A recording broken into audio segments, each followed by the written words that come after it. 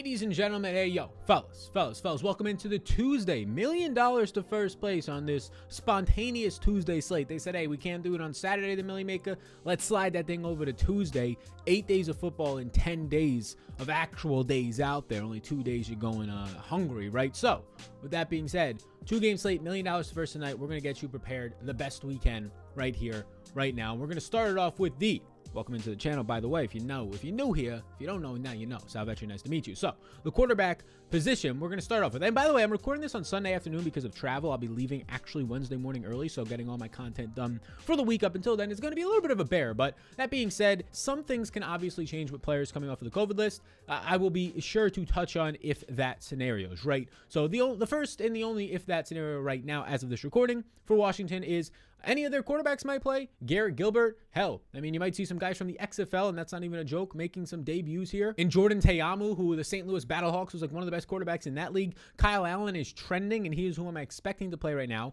Kyle Allen is trending to play as he got on the COVID list mid last week, and Taylor Heinicke got put on it Friday, so it's a little bit more of a stretch for him to play, but maybe they're all available, and maybe Heinicke goes. These are not injury related. Remember, they just have to pass one test now these days to actually go through with these updated rules. So Kyle Allen, whether it's Kyle Allen or Heinicke, Allen, you're going to get a little bit of a discount on at least, so he's like the only way I'd be interested in a Washington football team quarterback as of right now. But opposed from that, we can kind of get through the guys who are all on the COVID list as we go through it. It's mainly hitting the Rams and Washington, hence why their games were pushed. Seattle not dealing with too much, just Tyler Lockett and Alex Collins. And for the Eagles, it's just Quez Watkins and a depth running back, Jason Huntley, former Detroit Lion draft pick. But up top, you can get to Matthew Stafford, who is going to come in with the best total on the slate, but not by a lot. I mean, it's only a point more than the Eagles. Stafford is $6,700. He's not insanely expensive. He's been hovering in that 7K range on main slates a lot lately, and he's by far the leading passer on this slate. 36 attempts per game is 7 more than anybody else in the slate. 299.8, let's call it 300 passing yards per game, is 70 more than Russell Wilson, who is second on this slate. So I think that there are two ways to kind of play this slate, and the first way to play this slate is to stack up the Rams, and that's a pretty obvious way, but on 2-game slates, a lot of the time people get away from stacks,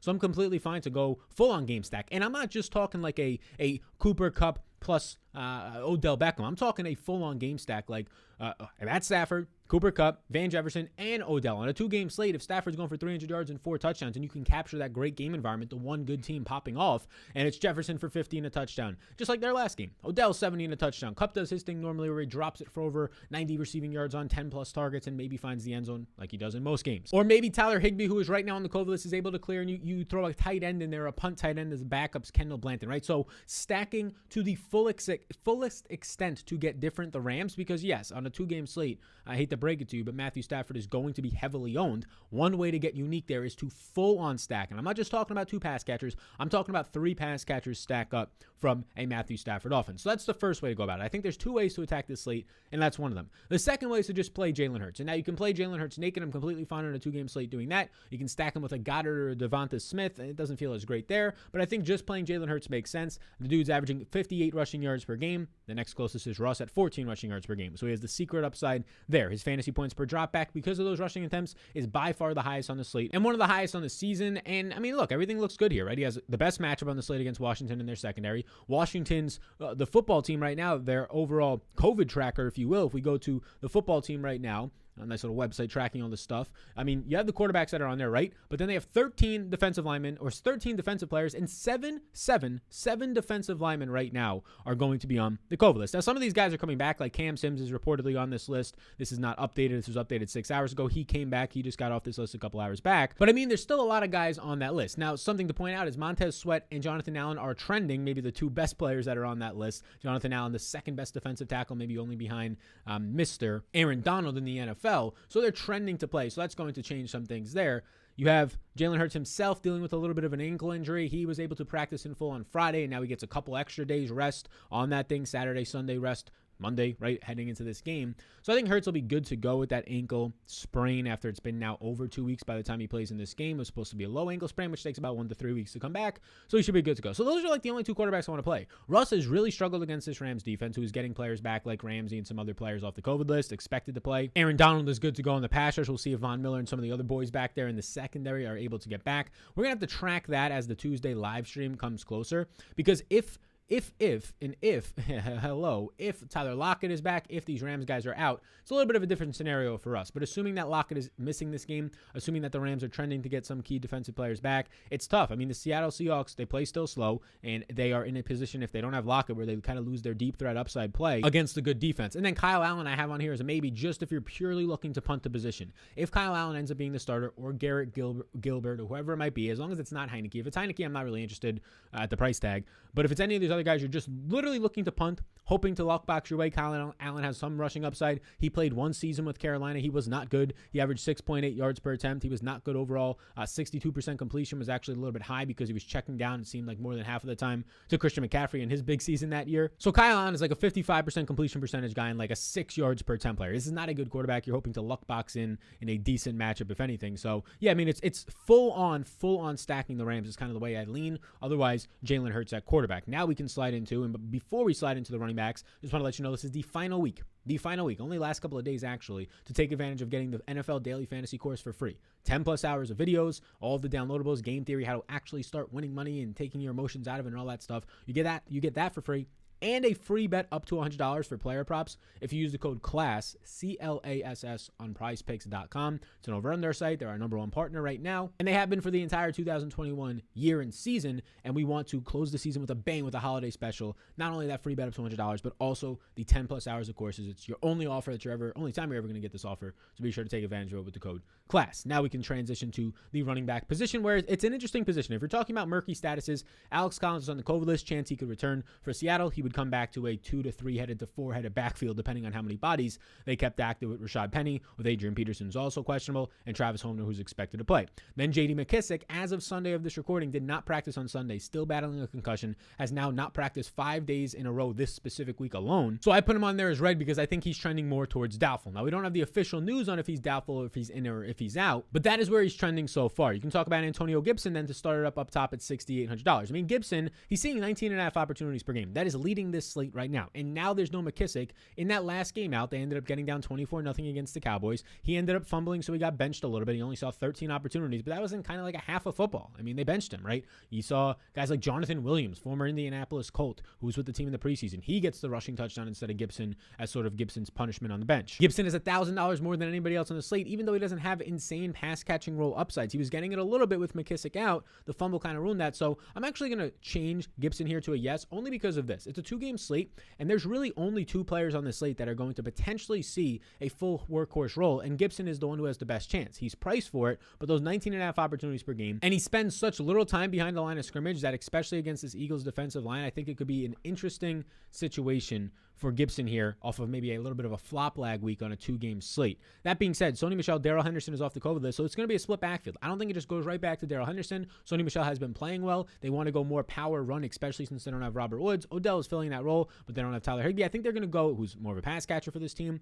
I think they're going to go and try and keep this power run game going. So I think if you see 20 running back touches in this game, earlier in the year when it was 85% Darrell Henderson seeing the backfield opportunities, I think it probably trends closer to 60-40. So now if it's 12 touches to 8 touches, Henderson to Michel. Now, there is always the chance Henderson could take back his job completely, although I don't see that. A 25.5 point total, 6-point favorites or so. There is that chance, which if anything, if I was to lean to get to one of these running backs, it would be Henderson, with a chance that he can take back his full-time role. These guys have very similar roles overall when it comes to what they've been doing in the red zone this season, 26 red zone opportunities to 24, right? How efficient that they have been actually on the year. Henderson's seeing a little bit more targets, but his sample size is bigger to see more targets per game in general. So I would say lean Henderson if you want to choose one guy there. The fact that I kind of want to just full-on slot 3 pass catchers with a Matthew Stafford stack here means I'm probably going to get to less of these guys, which means I personally, and I think a lot of people, will probably have ownership to Miles Sanders. It might be too high of ownership, but there's not really many pivot options on this slate. Sanders is expected to go. If Hurts is in, obviously it's fine, but if he's out, it's even better for Sanders with a less mobile quarterback in Minshew. Minshew's mobile, nowhere near as dynamic or mobile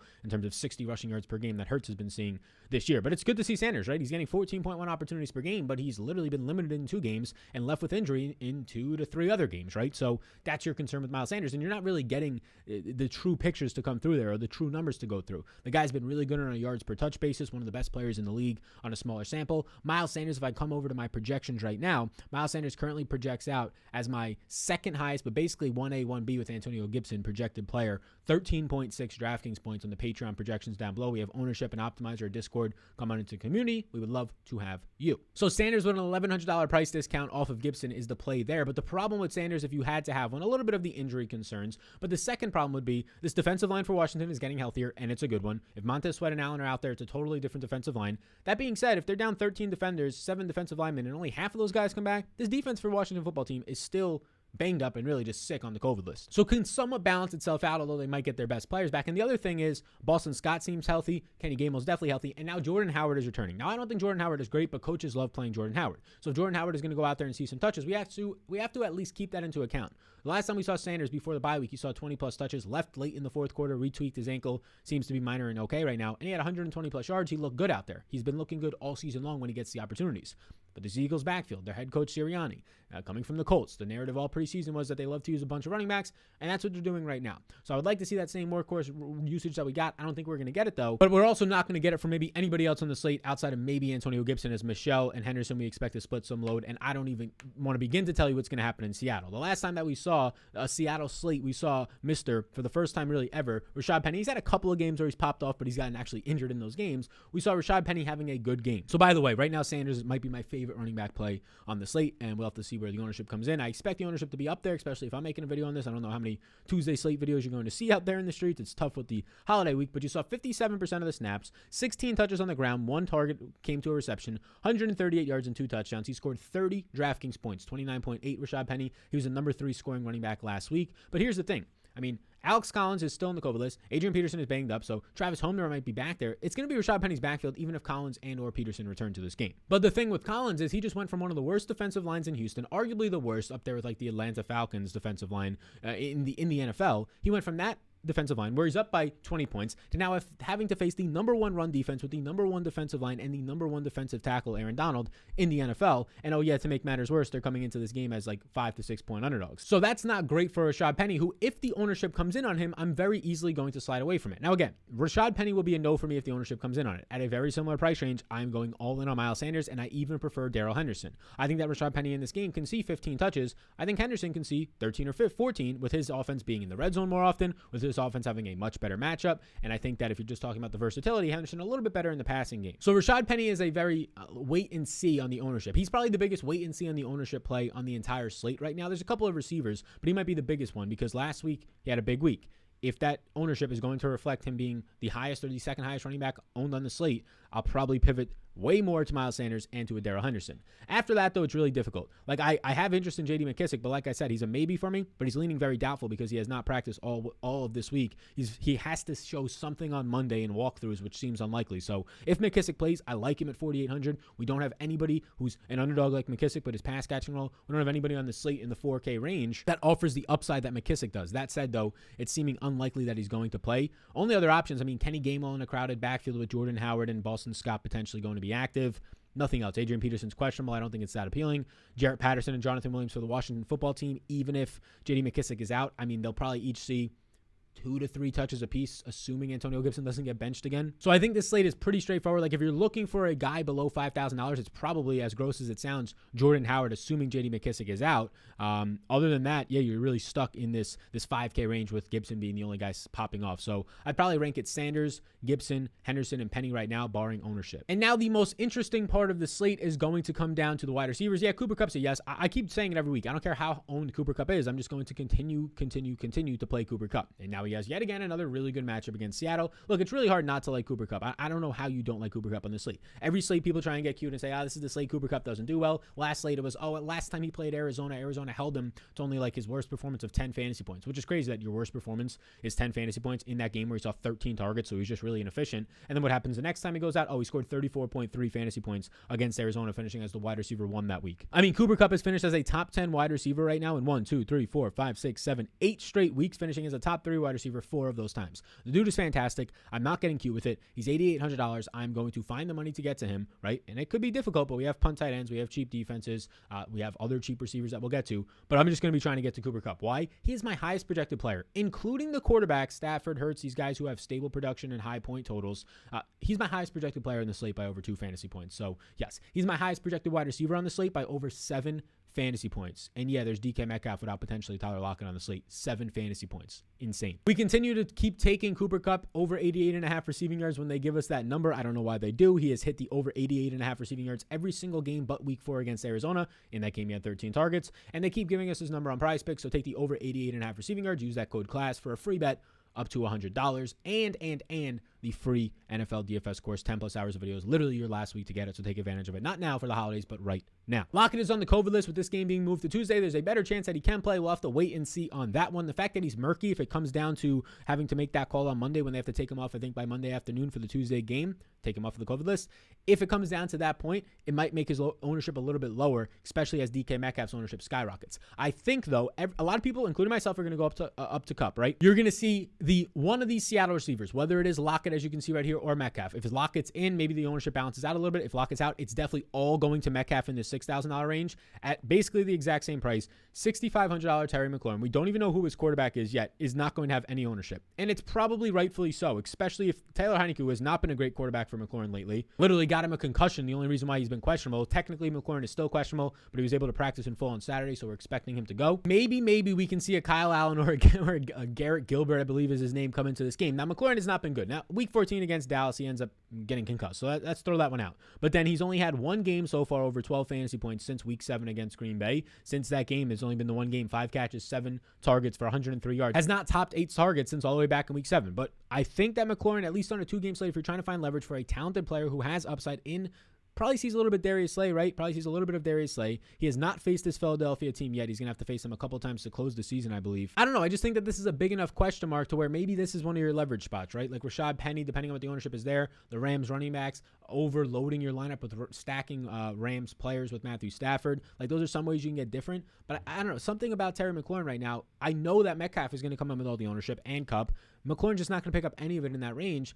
And if we're talking game theory-wise, he is still a talented player who can still pop off for a 5-catch, 60-yard, and 2-touchdown performance, even if his quarterback is not efficient, and they will be playing from behind. So something about that just looks appealing to me. It's not a lower body injury. It was a concussion, which he could re-aggravate, of course, but it's not like he's going to pull a hamstring. It results in contact for that to happen, the concussion. Which leads us into DK Metcalf, look, with Tyler Lockett out, Metcalf is going to have to get zoned in on a little bit more, but it's going to be D. Eskridge who takes Tyler Lockett's role. So I think Metcalf is going to be, for a 2-game slate, he's going to have to pick up ownership, but he's going to be over-owned, thinking people are going to think that he's going to see this massive role. His projection doesn't change all that much for me. Like the target share goes up a little bit, but his overall production in targets and volume goes up by like 1 with Tyler Lockett out. We've been saying the same things. We said this with Devontae Parker on the Sunday slate with Jalen Waddle. We said this a week ago with Mike Williams when Keenan Allen was out. These guys who already have their normal role, they're not going to see 30 more routes run and 6 more targets. They're going to see the same amount of routes run and maybe an extra target look their way. So Metcalf is in play either way in a 2-game slate. That's why he's a yes for me, but I do think that the ownership will probably come in a little bit high on him. Now he's seen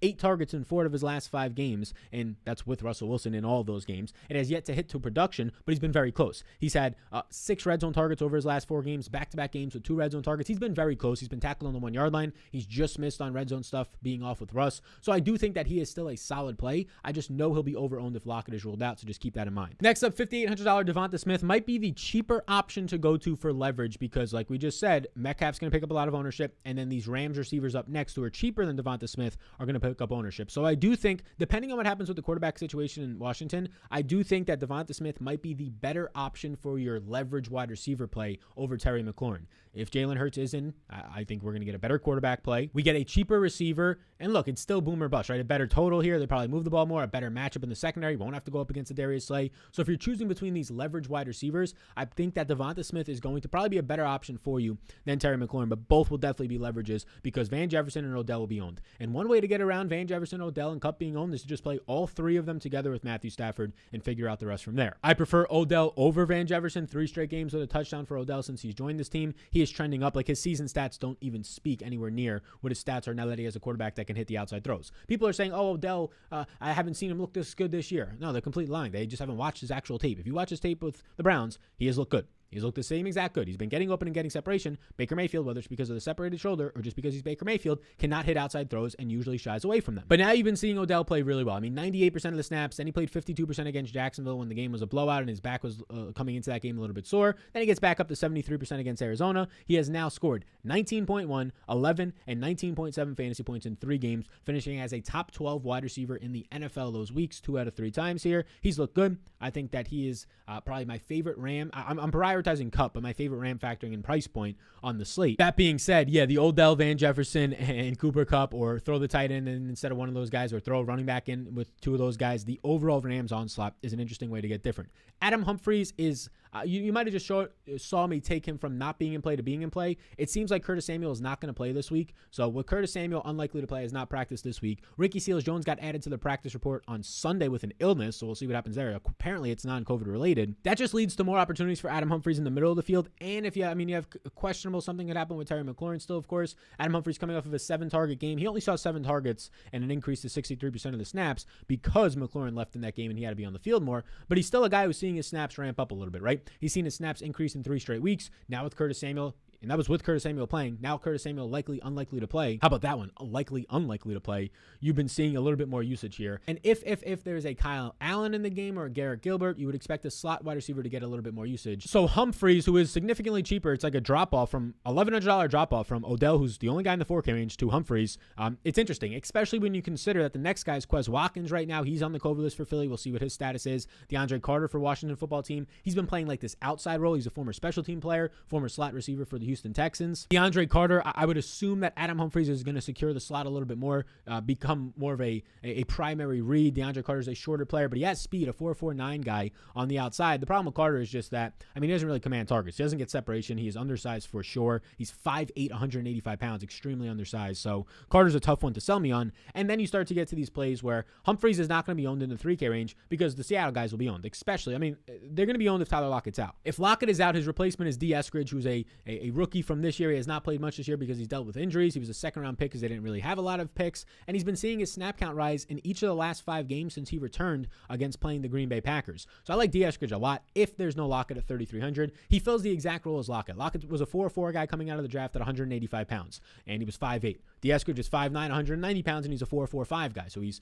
similar speed to Lockett, a little bit bigger. He's going to run those Lockett routes. He's going to replace Lockett. Freddie Swain is going to still play his normal role. So Freddie Swain is also in play, but I'll take my chances on the guy replacing Lockett. Again, if by the time you're watching this, because news comes out on Monday that Lockett is off the list, forget everything I'm saying. D. Eskridge can remain in play because he'll run 15 routes, and his routes have been increasing. He's slowly taking Freddie Swain's role, but nowhere near as much. If Lockett is ruled in, then really your only options in this range start to come down to Adam Humphries, who we just talked about, and Jalen Reagor. I don't like Jalen Reagor. He's had a couple of bad games this year. I liked him last year, but you can reevaluate once you actually see the guy in the NFL. Dealt with injuries early on as a rookie, and it just hasn't been there for him. He's had opportunities, and he's fumbled those opportunities. If Quez Watkins is out, Jalen Reagor, he's already the wide receiver 2 on this team, but he starts to secure that role a little bit more. The problem is that this team rarely throws the ball. Like, they've been so successful running the ball, and now they're touchdown favorites in this one. So like Reagor, who has not topped 3 targets he's only topped 3 targets in 1 game since week 5. It's really hard to find the upside in him for a guy who is a downfield receiver, with some speed. Came out with that 4.47 speed, a burst score in the 98th percentile according to Pro Football Focus. So if Eskridge is in as the starter because Lockett is out, he is the clear guy in the $3,000 range. A pivot option is Adam Humphries. I think Adam Humphries is a decent pivot option. Other than that, I'm not seeing much. Freddie Swain and DeAndre Carter and Cam Sims, who got taken off the COVID list, they're all guys to at least mention. None really stand out. Diami Brown will be a depth piece, a wide receiver 4 for the Washington football team. Penny Hart will be a wide receiver 4 or 5 at best for Seattle in this game. And then Ben Skowronek, he's just a 6'2", 220-pound, nice-sized receiver, but he has no separation skills. He has no real skills in general. He'll operate as the wide receiver 4 in this game for the Rams. If you wanted to put him in one of your stacks as a prayer and just say YOLO, the guy runs a 4.62. I'm not that interested. In the last game out against Arizona, he only ran 5 routes. Game before that, only 9 routes. Expect 5 routes and at best 1 target. So that's how I break down the wide receiver position, right? I think that it's very top heavy. Of course, it's top heavy. You're going to see all the ownership in the world coming on Cooper Kupp and DK Metcalf, which is going to open up leverage opportunities with McLaurin and Devonta Smith. I lean Devonta Smith for the matchup. I just in general more healthy at this point, and you get a little bit of a price discount of $700, which might come into play this week. But expect ownership on Kupp a lot on Metcalf if Lockett is out, and then expect ownership to slide in on these Rams guys, Van Jefferson, Odell. I expect that's where the ownership is going to condense the most. D. Eskridge will pick up ownership in the 3K range. We'll see how much. Probably not insane amount because he's still D. Eskridge. Not a lot of people still know about him, but since there's not a lot of options, that's probably like the 4 or 5 guys who pick up ownership. Chalk is not a bad thing. There is good chalk and bad chalk. We'll have to see how much comes in there, but expect some leverage pieces to be Jalen Reagor, Adam Humphries, Terry McLaurin, and Devonta Smith on this slate. To close up with the tight end position, these teams don't have a lot of tight ends. They each run with like one tight end, but there's some injury, murky status news. Ricky Seals-Jones got added with an illness on Sunday to the injury report, so just track that. It doesn't seem detrimental, but we'll have to see.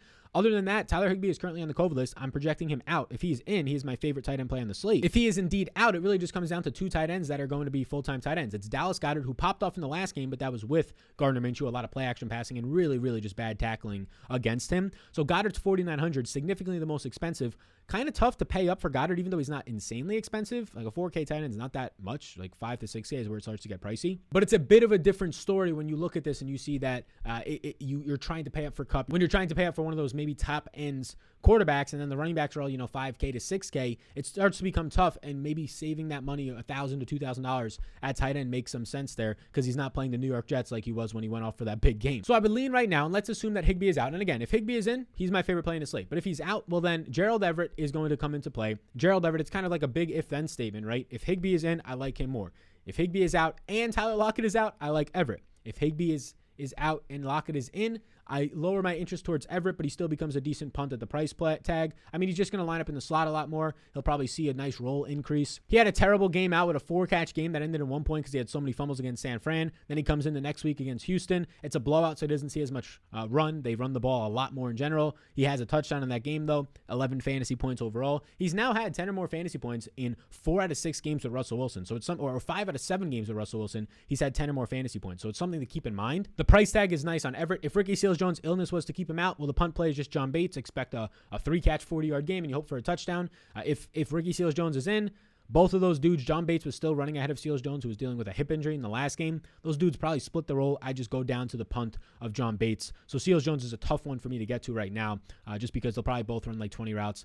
Bates maybe a little bit more since Seals-Jones still has this hip injury and an illness now. Only other dude on the slate worth mentioning is Kendall Blanton. I do think that Bryson Hopkins is a solid player, but they showed us the last time out they don't really want to play him. Kendall Blanton is basically an offensive lineman. He is not that athletic. He is literally drafted, undrafted out of 2019. His current weight, 262 pounds as a tight end. So don't expect much from him, but he did run 19 routes when Tyler Higbee was out, caught 2 balls for 29 yards and 3 touchdowns. He's not going to have breakaway speed by no means at all. He has 4.95 speed, which is literally one of the worst in the NFL for a tight end, but he's a big player who's on the field a good amount. So Blanton and John Bates are your punt options. There's nothing wrong if Tyler Higbee is out to just put Blanton in the lineup. He's a punt play. He allows you to fit Kupp and Odell and Matthew Stafford in the same lineup together. You can run it back with a Metcalf, run it back and get different with a D. Eskridge, who's another easy way. So there's some nice stack pieces on this slate. There's 3 or 4 $3,000 receivers. There's 2 tight ends in the 2K range. I would probably say on this slate, on how murky it is and why I want to save money off of Goddard, that it's probably optimal to be punting to a Kendall Blanton in your Ram stacks. If you're not playing Ram stacks, then anything goes. Stacking with Goddard if you're playing Jalen Hurts,